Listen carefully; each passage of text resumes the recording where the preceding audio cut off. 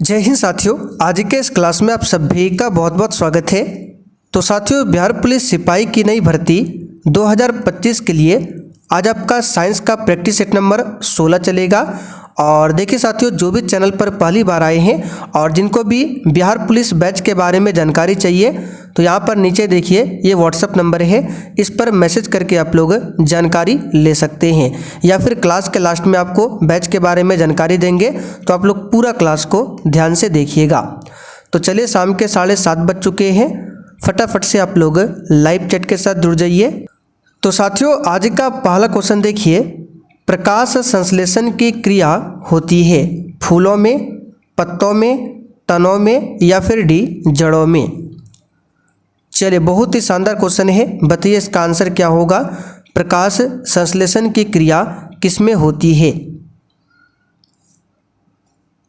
तो यहाँ पर देखिए, अगर आपने ऑप्शन बी को दिया है तो आपका बिल्कुल सही जवाब है। प्रकाश संश्लेषण की क्रिया जो है वो पत्तों में होती है, ध्यान रखिएगा। यहाँ से अब एक क्वेश्चन बनता है कि प्रकाश संश्लेषण की क्रिया किस रंग में सबसे अधिक होती है? तो याद रखिएगा, लाल कलर में, यानी कि लाल रंग में प्रकाश संश्लेषण की क्रिया सबसे अधिक होती है। और सबसे कम पूछे तो बैगनी कलर में, किसमें? बैगनी रंग में प्रकाश संश्लेषण की क्रिया सबसे कम होती है। अच्छा, वृक्ष का जो पत्ता होता है वो हरा किसके कारण होता है? तो ये तो आप सभी जानते हैं, क्लोरोफिल के कारण पत्ता का रंग क्या होता है? हरा होता है। क्लोरोफिल को हिंदी में क्या कहते हैं? पर्णहरित। इसको हिंदी में क्या कहते हैं? पर्णहरित कहा जाता है। और क्लोरोफिल में पाया जाता है मैग्नीशियम धातु। तो यहाँ से एक बार क्वेश्चन पूछा गया था कि क्लोरोफिल में कौन सा धातु पाया जाता है? तो मैग्नीशियम पाया जाता है। और क्लोरोफिल कहाँ होता है? तो क्लोरोप्लास्ट में पाया जाता है, ध्यान रखिएगा। अगला क्वेश्चन देखिए, मानव शरीर की सबसे लंबी हड्डी कौन सी है? चलिए, क्वेश्चन नंबर 2 के लिए आप लोग आंसर कीजिए। और साथियों, आज से पहले बिहार पुलिस के लिए आपका जो भी प्रैक्टिस सेट छूटा हुआ है वो सब क्लास आपको मिल जाएगा बिहार पुलिस के बैच में। क्लास का PDF, नोट्स, क्वेश्चन बैंक, ये सारा चीज़ आपको बिहार पुलिस के बैच में मिलेगा। तो साथियों, मानव शरीर की सबसे लंबी हड्डी होती है जांघ में, ये आप सभी जानते हैं। और उस हड्डी का नाम क्या है? फीमर। ठीक है, उस हड्डी का नाम क्या है? फीमर, ध्यान रखिएगा। अच्छा, कान में कितनी हड्डियां पाई जाती है? तो कान में टोटल 6 हड्डियां पाई जाती है, दोनों कान को मिलाकर। एक कान में 3, दूसरे कान में 3। अब इस तीनों हड्डी का नाम क्या है आपको ध्यान रखना पड़ेगा। तो कान में जो 3 हड्डियां होती है, पहला नाम है मेलियस। क्या है? मेलियस। दूसरा हड्डी का नाम है इनकस, इनकस। और तीसरा जो हड्डी है इसका नाम है स्टेपिज। और स्टेपिज हड्डी जो है ये मानव शरीर की सबसे छोटी हड्डी है। तो क्वेश्चन आपसे ऐसे पूछेगा कि मानव शरीर की सबसे छोटी हड्डी कौन सी है? स्टेपिज। ये कहाँ पर पाई जाती है? तो कान में पाई जाती है, ध्यान रखिएगा। अच्छा, टिबिया की बात करें, टिबिया और फिबुला, ठीक है, टिबिया और फिबुला हड्डी कहाँ की होती है? तो ये पैर की हड्डी होती है, टिबिया और फिबुला। अल्ना हड्डी पूछे कहाँ की होती है? अल्ना नाम की हड्डी, तो ये हाथ की हड्डी होती है, अल्ना। ये सारे एक्स्ट्रा फैक्ट को ध्यान रखना है। और जो भी एक्स्ट्रा फैक्ट बताते हैं इसका पूरा नोट्स तैयार किया हुआ आपको प्रॉपर तरीका से दिया जाता है बिहार पुलिस के बैच में। आपको बस यहाँ पर केवल ध्यान से सुनना है, आपको कुछ भी लिखने की जरूरत नहीं है। चावल का दाना है, चलिए बताइए चावल का दाना क्या है? तो चावल का दाना एक बीजीय फल होता है। क्या होता है? एक बीजीय फल होता है। चावल की बात करें, ये खरीफ फसल का उदाहरण है चावल। और चावल सबसे अधिक कहाँ पर होता है? तो पश्चिम बंगाल में। चावल उत्पादन में सबसे आगे राज्य कौन सा है? पश्चिम बंगाल है। लेकिन प्रति हेक्टेयर में पूछे तो वो दूसरा राज्य हो जाएगा। क्वेश्चन नंबर देखिए 4, किस पौधे में बीज होता है लेकिन फल नहीं होता है? अब आइए इस क्वेश्चन का डिस्कशन पूरा डिटेल में करते हैं। यहाँ से क्वेश्चन पूछता है, चलिए, तो यहाँ पर क्या बोला गया? किस पौधे में बीज होता है लेकिन फल नहीं होता है? तो यहाँ पर ध्यान दीजिए, अगर हम पुष्पभीद की बात करें, पुष्पभीद इसको 2 भागों में बांटा गया है, ठीक है, पुष्पभेद को 2 भागों में बांटा गया है। पहला भाग का नाम है जिम्नोस्पर्म। क्या नाम है? जिम्नोस्पर्म। इसी को हिंदी में कहते हैं अनावृत बीजी, अनावृत बीजी, ठीक है। और दूसरा होता है आपका एंजियोस्पर्म, एंजियोस्पर्म, ठीक है। इसको हिंदी में कहते हैं आवृत बीजी। जिस पर आवरण होता है उसको आवृत बीजी कहते हैं और जिस पर आवरण नहीं होता उसको अनावृत बीजी कहते हैं। तो जिम्नोस्पर्म की बात करें तो इस प्रकार में क्या होता है, फूल होता है, फूल होगा तो बीज भी होगा, लेकिन जिम्नोस्पर्म में फल नहीं होता है। क्या होता है? इसमें फल नहीं होता है। और जिम्नोस्पर्म में जो बीज होता है वो क्या होता है? बाहर होता है।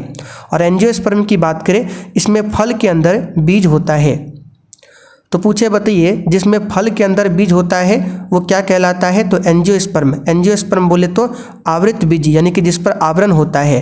तो बीज कहाँ पर होता है? फल के अंदर, यानी बीज के ऊपर क्या है? फल है, तो उस पर आवरण है, तो उसको बोलेंगे आवृत बीजी और इंग्लिश में एंजियोस्पर्म।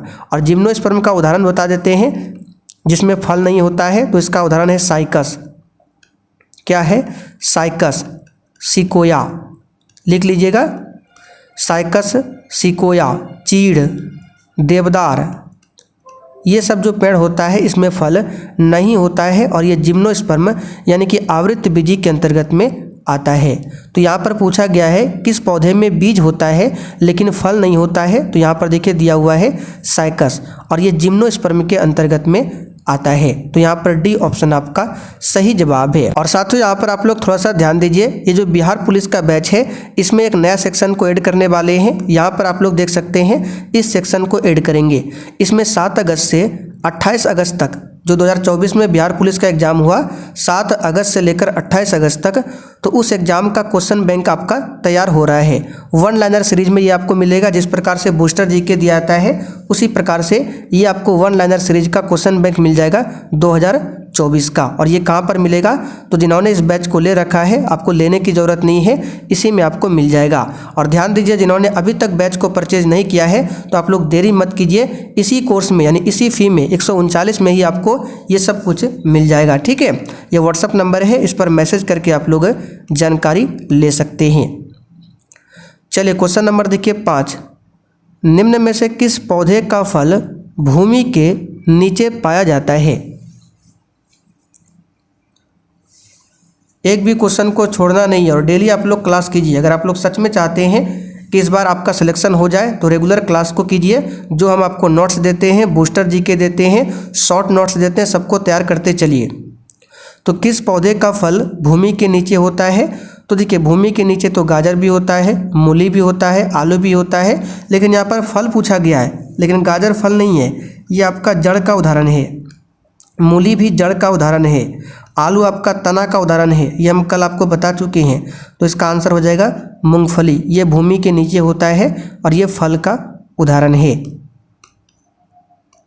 मटर पौधा क्या है?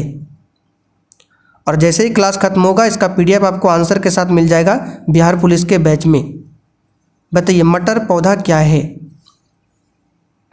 तो इसका आंसर है ये साग के अंतर्गत में आता है मटर का पौधा। और मटर किस का उदाहरण है? तो ये रबी फसल का उदाहरण है, यानी कि जो ठंडा में होता है वो रबी फसल है। जैसे कि आपका हो गया रबी फसल में चना, ठीक है, आलू भी ठंडा में होता है, तो चना हो गया, आलू हो गया, गेहूं हो जाएगा, सरसों हो जाएगा, राई हो जाएगा, ये सभी आपका क्या है? रबी फसल का उदाहरण है, ध्यान रखिएगा।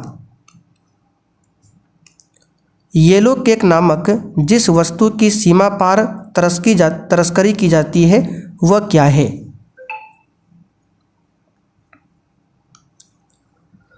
तो येलो कुक ये है क्या आपका यूरेनियम ऑक्साइड। ठीक है, यहाँ पर बी ऑप्शन आपका सही जवाब है। बहुत ही महंगा होता है इसलिए इसकी तस्करी की जाती है। यूरेनियम की बात करें तो यहाँ से 2024 में इस बार क्वेश्चन आया था कि यूरेनियम में न्यूट्रॉन की संख्या कितना होता है। तो यूरेनियम का परमाणु क्रमांक होता है 92, ये तो आप सभी जानते हैं, और परमाणु भार होता है 235। तो न्यूट्रॉन की संख्या कैसे निकालते हैं? तो परमाणु भार में परमाणु संख्या को घटा देते हैं। तो 235 में 92 को घटाएंगे तो कितना हो जाएगा? 5 में 2 जाएगा 3 और 13 में 9 जाएगा 4 और इधर बचेगा 1, यानी कि यूरेनियम में न्यूट्रॉन की संख्या होगा 43। ये क्वेश्चन इस बार आया था। यूरेनियम का एक अयस्क है पिच ब्लेड या फिर पिंच ब्लेड, ये यूरेनियम का अयस्क है और ये हम आपको कई बार बता चुके हैं। अगला क्वेश्चन, किस मौसम में वसा को अधिक आवश्यकता होती है, यानी किस मौसम में हमारे शरीर में वसा की अधिक आवश्यकता होती है? इसका आंसर है शीत, यानी कि ठंडा समय में। यहाँ पर सी ऑप्शन सही है। आनुवांशिकता का नियम के जन्मदाता कौन है?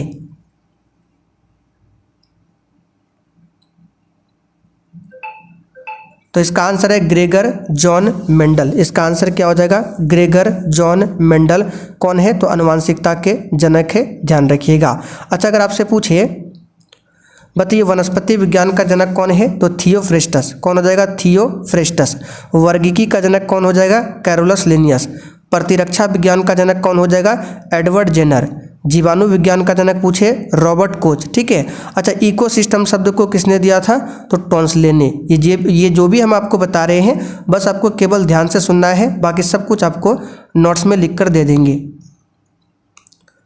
मानव के त्वचा का रंग का कारण क्या है?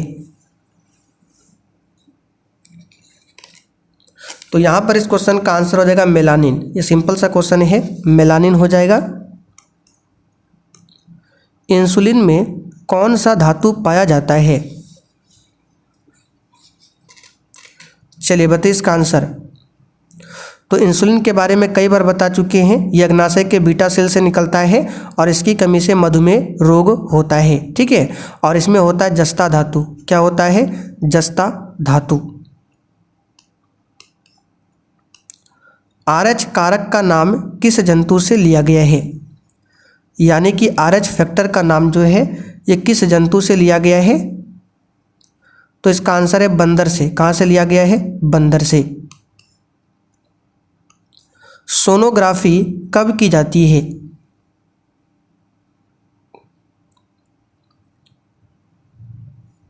चलिए बताइए। तो इसका आंसर होगा अंतरंग अंगों के चित्र लेना हो। जब शरीर के अंतरंग अंगों के चित्र लेना हो तब सोनोग्राफी का इस्तेमाल होता है। चलिए क्वेश्चन नंबर देखिए 14। मुर्रा या फिर मुर्रा किसकी नस्ल है? तो ये भैंस का नस्ल होता है।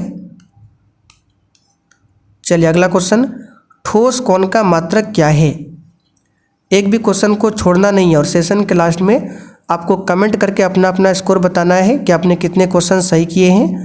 तो ठोस कोण का मात्रक होता है स्टेरेडियन और समतल कोण का मात्रक होता है रेडियन। ये आपको ध्यान रखना है। गोल्डन आवर क्या होता है? अब देखिए हड़बड़ी में आप लोग क्या करेंगे, गोल्डन यहाँ पर राइस नहीं है इसलिए आपको ए ऑप्शन नहीं करना है। गोल्डन आवर है और गोल्डन राइस अलग चीज़ है। तो गोल्डन आवर ये बायोलॉजी से संबंधित शब्द है और दिल का जब दौरा पड़ता है तो उसके 1 घंटा का जो पहले का समय होता है उसको बोला जाता है गोल्डन आवर। ठीक है। तो दिल का दौरा पड़ने के पहले 1 घंटा का समय जो होता है उसको गोल्डन आवर कहा जाता है। कोशिका का ऊर्जा घर यानी कि पावर हाउस किसको कहा जाता है? चलिए बहुत ही नॉर्मल सा क्वेश्चन है। माइटोकॉन्ड्रिया को कहा जाता है। माइटोकॉन्ड्रिया को हिंदी में सूत्रकनिका कहते हैं और इसकी खोज किया था अल्टमैन ने। एटीपी का निर्माण कहाँ पर होता है? तो माइटोकॉन्ड्रिया में होता है। अच्छा, कोशिका में केंद्रक होता है। केंद्रक के बाहर पूछे कहाँ पर डीएनए होता है तो इसी माइटोकॉन्ड्रिया में इसमें डीएनए भी होता है, ध्यान रखिएगा। राइबोसोम को कोशिका की प्रोटीन की फैक्ट्री कहा जाता है। परमाणु के नाभिक के खोजकर्ता कौन है? चलिए बताइए। परमाणु हो गया, इसके अंदर नाभिक होता है जिसमें क्या होता है? न्यूट्रॉन और प्रोटॉन होता है। तो नाभिक के खोजकर्ता है रदरफोर्ड। अच्छा, नाभिक का आकार कितना होता है? तो 10⁻⁻15 मीटर होता है नाभिक का आकार और इसी को कहा जाता है 1 फर्मी। यानी कि 1 फर्मी में कितना मीटर होता है? तो 10⁻⁻10 मीटर। परमाणु का आकार पूछे तो 10⁻⁻10 10 मीटर होता है, जिसको कहा जाता है 1 एंगस्ट्रम, यानी कि 1 एंगस्ट्रम में 10⁻⁻10 मीटर, और 1 फर्मी में होता है 10⁻⁻15 मीटर। जेम्स चैडविक ने न्यूट्रॉन की खोज किया था, थॉमसन ने इलेक्ट्रॉन का पता लगाया था। निम्नांकित में से किसमें कोबाल्ट होता है? अच्छा साथियों, इलेक्ट्रॉन, प्रोटॉन और न्यूट्रॉन तीनों कण में से सबसे भारी कौन कण होता है? तो न्यूट्रॉन जो होता है सबसे भारी कण होता है, ध्यान रखिएगा। तो ये विटामिन में हम बता चुके हैं, स्पेशल इसके लिए एक नोट्स भी डाल चुके हैं। तो विटामिन B12 को साइनोकोबालामिन के नाम से जानते हैं, और इसमें होता है कोबाल्ट धातु। लाल रक्त कणिकाएं यानी कि RBC कहाँ पर बनती है?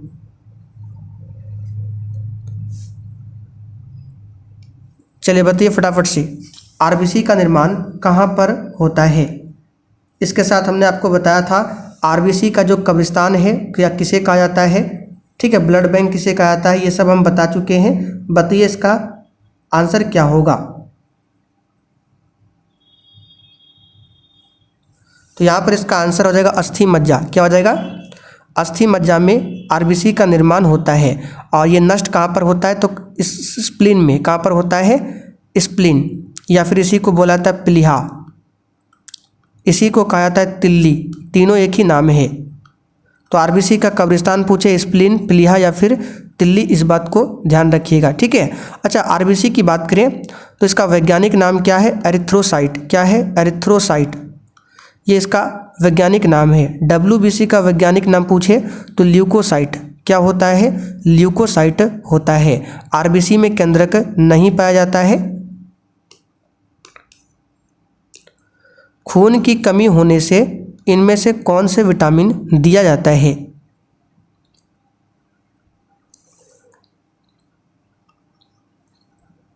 तो खून की कमी अगर होगा तो कौन सा बीमारी होता है? एनीमिया, और इसमें फोलिक अम्ल, फोलिक एसिड दिया जाता है, यानी विटामिन B9। अच्छा, विटामिन D की बात करें तो इसको हार्मोन विटामिन B माना जाता है, विटामिन D को। प्लाज्मा में जल का प्रतिशत कितना होता है? तो प्लाज्मा में जल का प्रतिशत 90 से 92% तक होता है। इसका आंसर हो जाएगा D ऑप्शन। आगे देखिए, किस अंग को मानव शरीर का रक्त बैंक कहा जाता है, यानी ब्लड बैंक कहा जाता है? तो इसका आंसर है प्लीहा, जिसको स्प्लीन या फिर तिल्ली भी बोला जाता है। इसी को RBC का कब्रिस्तान भी कहा जाता है और ब्लड बैंक भी बोला जाता है। आगे देखिए, किसी तारे का रंग क्या दर्शाता है?